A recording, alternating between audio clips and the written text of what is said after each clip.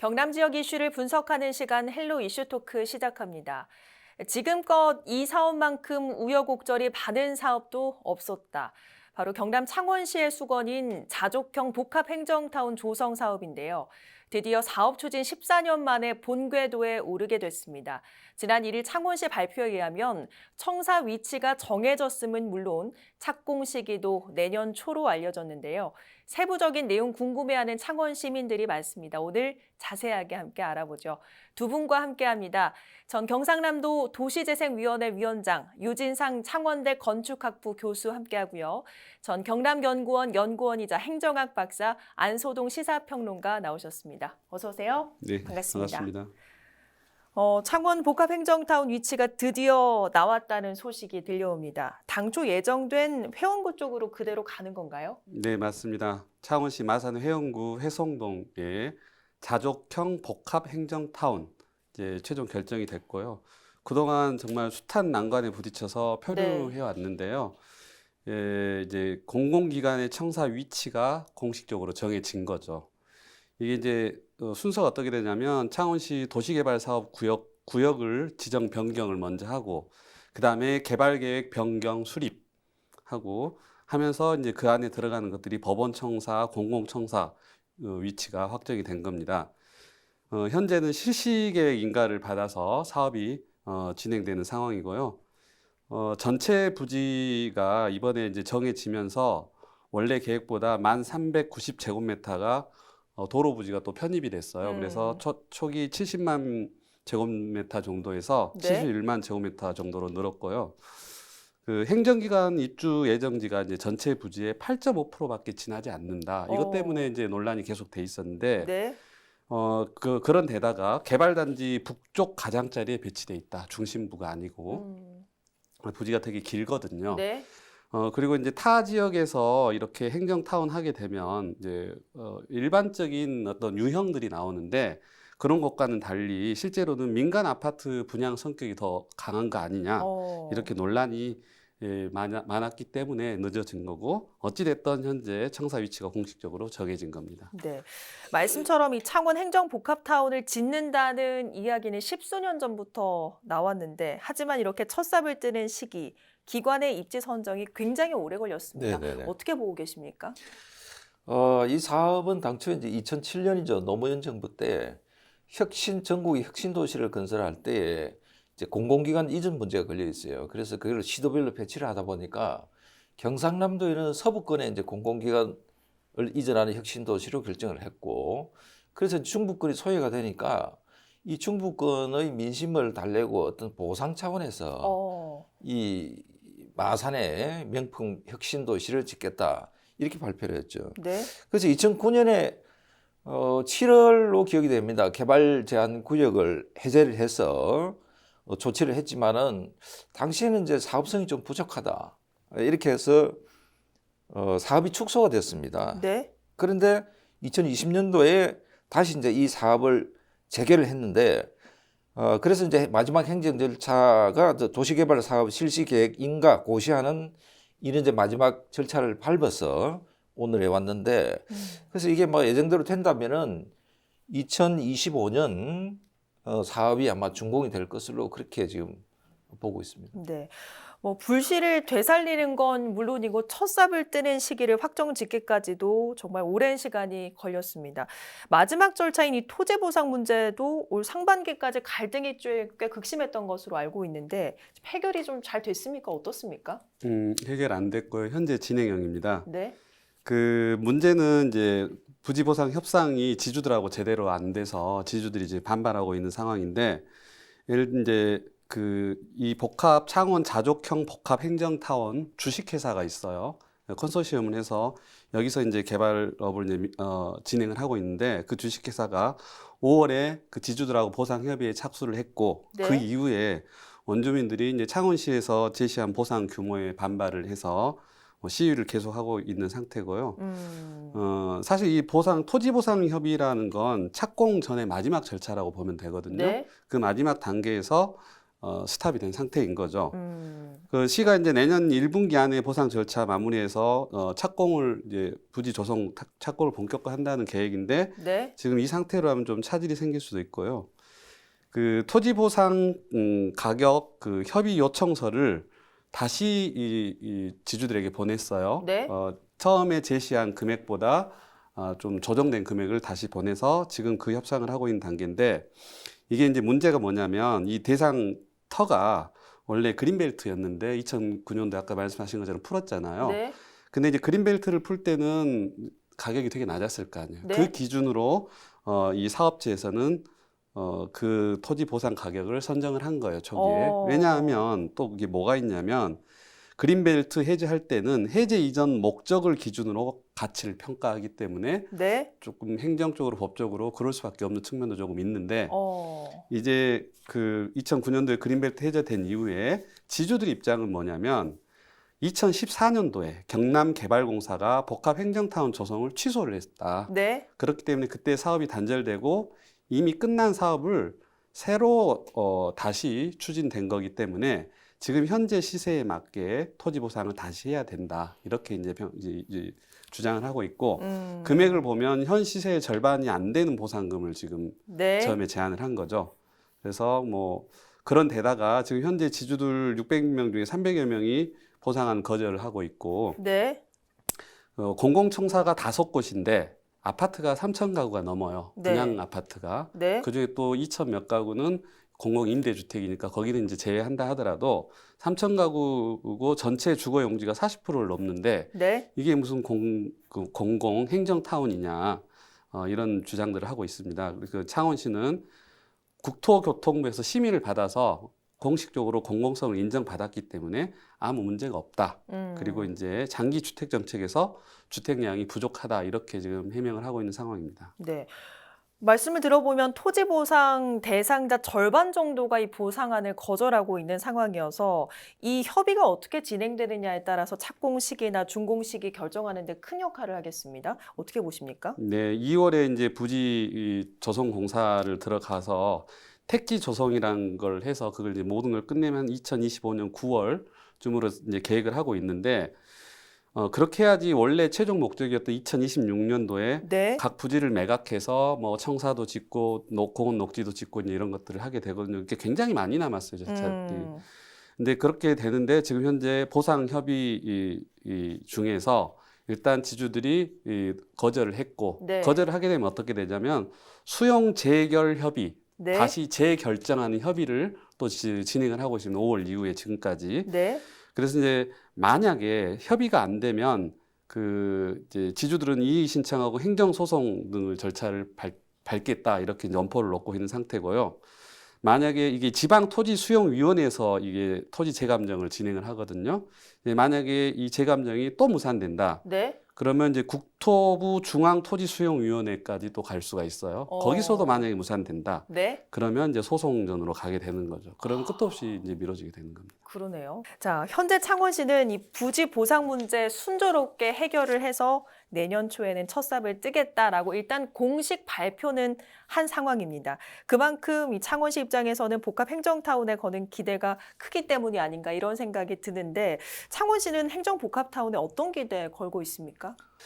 사실은 이제 창원시도 이제 100만 대도시가 이제 3개시가 통합이 되다 보니까 각 권역별로 이렇게 중심 핵이 있고 변두리가 있습니다. 그러니까 대표적으로 우리가 마산의 해원구, 네. 그다음에 하포구 여기가 상당히 좀 낙후된 지역이 많이 있습니다. 그 중에서 이제 해원구에 두척동, 회성동 이쪽이 북마산 지역이 굉장히 이제 낙후가 돼 있는데 일반 우리 창원 시민들도 기대를 거는 것이 그쪽 지역에 이제 우리가 그 교도소 부지가 있습니다. 네. 그다음에 서마산 IC가 연결되고 하기 때문에 그런 것들과 맞물린다면은 이쪽 지역에서는 또 다른 우리 창원시의 굉장히 그 좀 핫플레이스로 그렇게 이제 보고 있는데 네.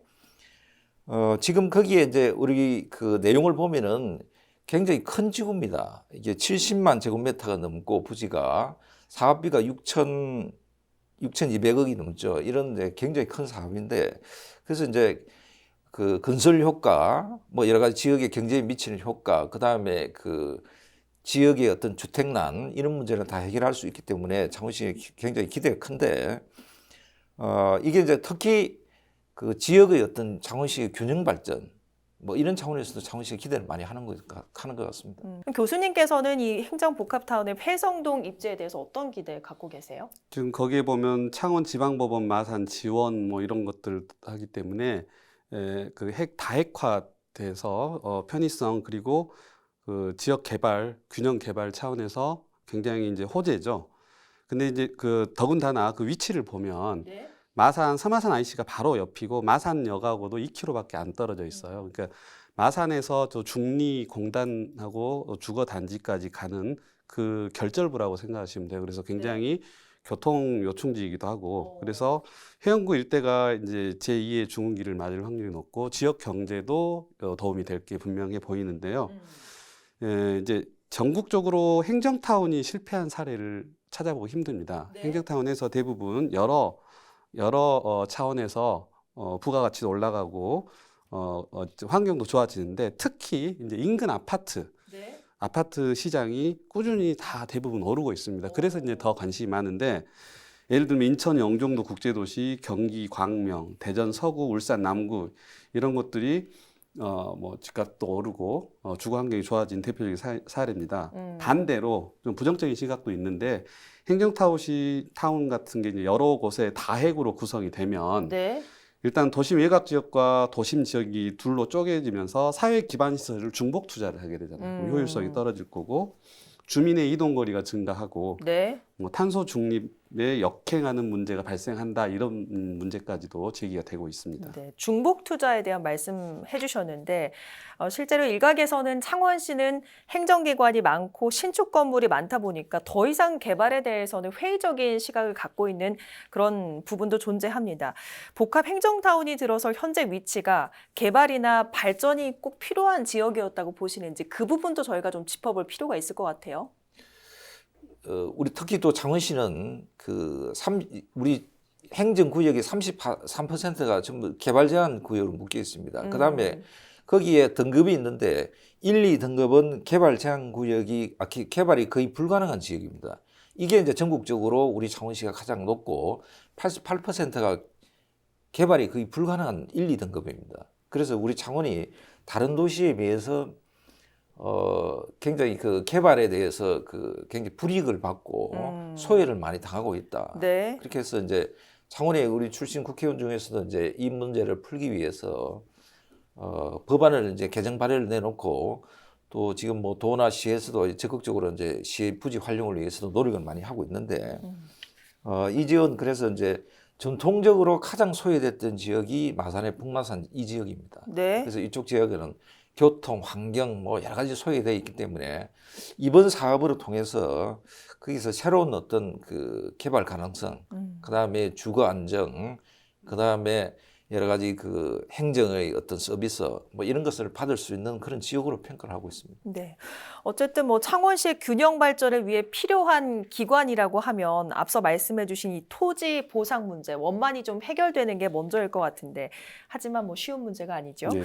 혹시 뭐 공공기관 입지 선정과 부지 보상에 관련해서 어떤 좋은 선례가 있으면 소개를 해 주시면 좋을 것 같아요. 네, 선례 소개에 앞서서 박사님 방금 말씀해 준 것처럼 창원시는 굉장히 독특한 구조인데 행정구역 면적 대비 그린벨트 비율이 전국의 3번째예요. 이게 그린벨트가 어떤 식으로 되어 있냐면 창원 중심부가 있고 거기를 산이 있잖아요. 우리가 분지라서 네. 산을 포함한 그린벨트가 완전히 감싸고 있기 때문에 그 산을 넘은 지역의 중리라든지 진동이라든지 이렇게 별도의 신도시를 개발을 하는 상황이기 때문에 연결이 뚝뚝 끊어진 상태죠. 네. 그래서 그 연결 부위를 이제 그린벨트를 좀 풀어달라는 이런 이제 취지인데 그 연결 부위에 현재 그린벨트가 2009년도에 풀린 겁니다.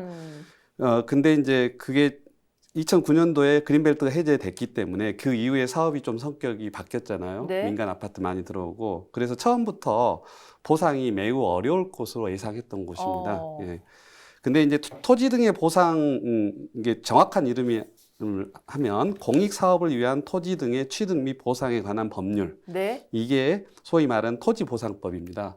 이 토지보상법에 의하면 이제 엄격한 절차를 통해서 또 소유자의 재산상 불이익을 최소화해서 진행하라고 그게 명기가 돼 있고 예를 들면 양산의 행정타운 부지 조성을 이제 똑같이 이렇게 진행을 했는데 그 시의 평지화, 네. 부지를 평지화하고 송전탑 이설 이 문제로 부지 조성이 2025년 7월로 3, 4년 이렇게 미뤄진 사례가 있습니다, 지금. 그래서 지금 현재 양산 동부경찰서가 준공을 해서 민원을 봐야 되는데 아예 준공 지금 시점도 못하고 있는 그런 이제 안 좋은 사례, 미숙한 행정으로 인해서 네. 안 좋은 사례가 생긴 경우가 있고 사실 이 국토교통부 산하에 중앙토지수용위원회라는 게 있습니다. 그래서 이 위원회에서 이 개발을 할 때 개발업자들이 수용권, 우리가 이제 공익을 위해서 수용을 하기 때문에 당신들 토지를 마음대로 이렇게 할 수 있어 하는 그 권리를 마음대로 남발할 수 없도록 엄격하게 심의를 합니다. 그래서 이제 그 주민들은 그 충분하게 보상과 요구할 수 있는 권리 등을 요구를 할 수 있고 그렇기 때문에 현재 창원시 입장에서는 토지보상법에 정해져 있는 보상협의회라는 네. 게 있습니다. 거기에 지자체가 그 협의회를 구성을 하는데 지자체장, 사업시행자, 그리고 토지 소유자, 전문가로 구성을 시켜서 이분들하고 충분히 협의를 해서 민관 사업시행자가 협의를 해서 보상을 진행하도록 조절하는 그런 능력을 발휘해 줘야 될 타이밍입니다. 네. 창원 행정복합타운의 정확한 명칭은요. 창원 자족형 행정복합타운입니다. 자족형이란 이 단어가 공공기관 명칭에선 좀 생소한데 어떤 의미 있습니까? 자족형 도시는 이제 법적인 용어는 아닌데요. 도시를 설명을 할 때 이제 여러 가지 용어를 많이 씁니다. 우리 100만 메가시티 이렇게 표현하기도 하고, 그 다음에 컴팩트, 영어로 이제 컴팩트 시티 이렇게 표현하기도 하는데, 기능이 집약된 도시, 그러니까 상업, 주거, 상업, 교육, 의료, 뭐 이런 모든 인간의 주거 환경에서 필요한 서비스를 받을 수 있는 게 집약된 도시를 우리가 그 자족형 도시다. 그 스스로 만족한다. 이런 도시죠. 그렇게 표현을 하는데, 영어로는 뭐 이거를 컴팩트 이렇게 표시를 합니다. 하는데, 우리 이제 이 마산에 건설될 이 자족 도시는 뭐 아까 설명을 했습니다만은 이러한 기능이 완벽하게 갖춰져 있다고는 볼 수가 없고 어떻게 보면은 행정을 위한 자족형 도시다. 저는 뭐 이렇게 볼 수가 있는데 주민을 위한 자족형은 좀 떨어진다. 저는 그렇게 보고 있습니다. 네. 입지가 최종 선정이 됐기 때문에 앞으로 해당 지역을 중심으로 집값이 좀 들썩이고 있다. 이런 소식이 들립니다. 이 부분 역시 행정이나 지역민이 각자 좀 견제하고 감시할 필요가 있어 보이는데 이 부분 관련해서 제언을 좀 해주신다면요? 네, 맞습니다. 제가 좀 전에 말씀드린 것처럼 행정타운 조성해가지고 집값이 떨어진 경우가 극히 드물기 때문에 이 행정타운 인근 아파트 지금 창원 같은 경우도 3,000세대를 하기로 했잖아요.